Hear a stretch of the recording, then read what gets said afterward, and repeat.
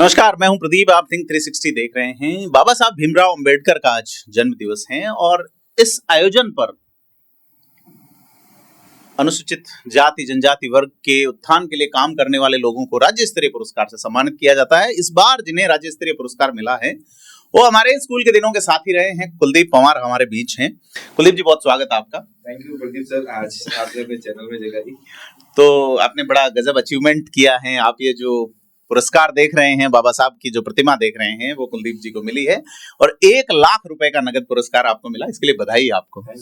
तो क्या इस अचीवमेंट को आप कैसे देखते हैं? क्या है आपका विजन और क्या आपने किया कि जिसके चलते आपको इतना बड़ा पुरस्कार सरकार ने दिया है? सबसे पहले तो मैं डॉक्टर भीमराव अंबेडकर साहब, जिनकी 134वीं जयंती है, और उसके साथ भगवान को और माता पिता और मेरे बड़े भाई राजेश पंवार, राकेश पंवार, उन लोगों का आशीर्वाद है जिसके कारण आज राज्य स्तर पर मुझे डॉक्टर भीमराव सामाजिक सेवा का पुरस्कार मिला।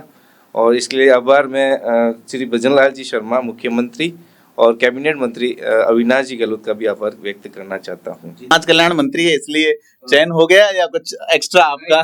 जी, मैं पिछले 7 वर्षों से जी शोषित और वंचित महिलाएं हैं, उनके लिए कई प्रकार का हम लोग एक एनजीओ, आपका एनजीओ चलता है पाली में, मुझे पता है। जी, करते हैं सर। बिल्कुल। और इसमें क्या है कि महिला उत्थान या शिक्षा जी, एजुकेशन, और ऐसी कई महिलाएं जिनको हम लोग निजी स्तर पर रोजगार भी उपलब्ध कराते हैं, जैसे कि निजी स्कूल है, विद्या कोई हॉस्पिटल है, मेरे से संपर्क होता है, कुलदीप सर वहाँ कोई जगह है तो मैं हॉस्पिटल से कनेक्ट होता हूँ, उनको उनके स्तर पे जॉब मिलती है। कुलदीप जी, क्या लगता है कि जो खास करके वो वर्ग जिनके लिए बाबा साहब उम्र का एक बड़ा लंबा हिस्सा संघर्ष करते हैं, वो वर्ग कहाँ खड़ा नजर आता है आपको?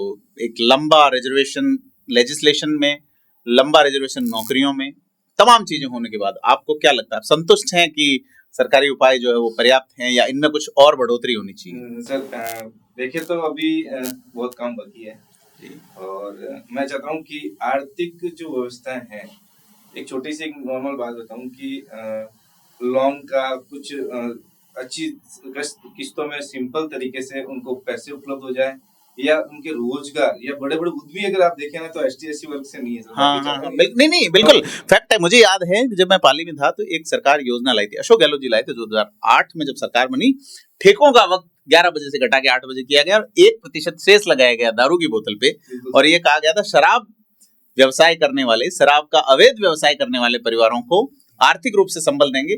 और उस योजना का नाम मैं भूल रहा हूँ थोड़ा सा।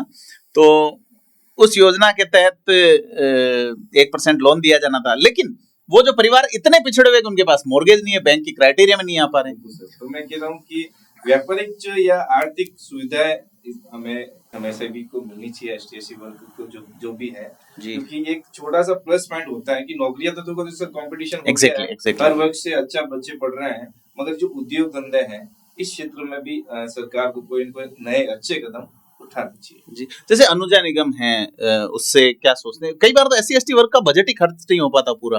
क्या लगता है आपको? तो इसमें या तो कोई इंटरेस्ट नहीं आ रहा है, आगे नहीं बढ़ पा रहा है, कोई कमी रह रही है सर। जी। अच्छा, फील्ड में आप देखते हैं कई सारी घटनाएं होती है, दलित उत्पीड़न, दलित अत्याचार जैसी चीजें। क्या देखते हैं, कुछ बदलाव समाज की सोच में आया है या हम दिन प्रतिदिन और संकीर्ण होते जा रहे हैं? तो सर ये राजनीतिक मुद्दा है, मेन चीजों से थोड़ा दूर। मैं सामाजिक मुद्दा है, सामाजिक मुद्दा है। मगर समाज के अंदर ऐसा अब थोड़ा माहौल अच्छा हो चुका है। 36 कॉम अब एक तरह से दिखता है जैसे कि कोई भी सरकार आई या किसी भी गई है, मगर अच्छा एक माहौल अब बना रखा है। और ऐसा नहीं है कि अब जो शिक्षा के क्षेत्र है उसके अंदर ये कार्य करते रहेंगे तो ये सारी प्रकोप माया ये सारा खत्म हो जाएगा सर। कोई भेदभाव इस तरह का न रखें। जी, एक भेदभाव वाला अगर आप इंटरनल सिस्टम देखें कि एक वर्ग जो कि सरकार की ओर से या हमारे संविधान की ओर से संरक्षित हैं, उसमें 2 हिस्से नजर नहीं आते। एक जो प्रिविलेज लेके ऊपर चले गए, वो नीचे वालों की ओर देख नहीं रहे, ऐसा लगता है, या मैं ही थोड़ा प्रेजुडिस हूं इसको लेके? देखो सर, सबकी अलग अलग सोचें हैं जी, और हो सकता है कि सर आपकी बात बिल्कुल, क्योंकि मुझे कई लोग नजर आते हैं, उनके प्रति चिंता आज भी जायज है। कि देखो सर, बड़े पद पे जाना किसी निम्न वर्ग वालों को तो कहीं न कहीं उसको बहुत बड़ी समस्याओं का कुछ जी बिल्कुल होता है, समस्या। जी बिल्कुल नहीं, मैं ये कह रहा हूँ जो लोग पीछे छूट गए, जो सरकारी नौकरी नहीं पा सके, जो पढ़ लिख नहीं सके, उनमें और पाने वालों में क्या डिफरेंस रहा है? सोच का अंतर, कि जैसे एक परिवार में एक भाई अफसर बन गया, दूसरा मजदूरी कर रहा है, तो वो तो सर वो दिन और रात का अंतर गैप वो है। बहुत बहुत ज्यादा गैप है। जी, तो ये चीज आप मोटे मोटे तौर पे मानते हैं कि सिर्फ सरकार के हाथ में नहीं है, नहीं, सोसाइटी जब तक बिल्कुल सबका इसमें एक सामान्य इंसान को इन चीजों को भी करना पड़ेगा, सरकार को भी जुड़ना पड़ेगा, हर वर्ग को इन चीजों को सोच समझ के कार्य करना। अच्छा, अब सरकार ने आपको रिकॉग्नाइज किया है, एक अच्छा अवार्ड दिया है, राशि कोई महत्व नहीं रखती, लेकिन आप जैसे युवा व्यक्ति को उन्होंने रिकॉग्नाइज किया है, आगे का क्या टारगेट है आपके सामने? लक्ष्य बड़ा है। बिल्कुल है सर, आगे तो मैं कई लोग ऐसे पुरस्कार लेके पॉलिटिक्स की ओर जाते हैं नहीं, जी, पिछले कई वर्षों से ऐसे कई दल है जिनसे मैं मेरे कनेक्ट है, बट वो मुझसे जुड़ना चाहते थे, तो मैं इन चीजों से थोड़ा दूर हूँ। मेरे भैया है वही बहुत है, राकेश जी। हाँ, राकेश जी करते हैं, वो रहते हैं बीजेपी और कर रहे हैं, और मैं इन चीजों से दूर हूँ। मुझे सर सोशल वर्क और एक ऐसा नाम पाली के लिए करना है कि आगे आने वाले समय में मुझे देख के युवा कि यार इस बंदे ने कुछ किया है, अपन भी इस तरह से करें, तो इस तरह का मानसिकता रहेगी। चलो, बहुत धन्यवाद कुलदीप पंवार जी, आपने बहुत अच्छी बात बताई कि युवा प्रेरित हों और निश्चित तौर पे समाज में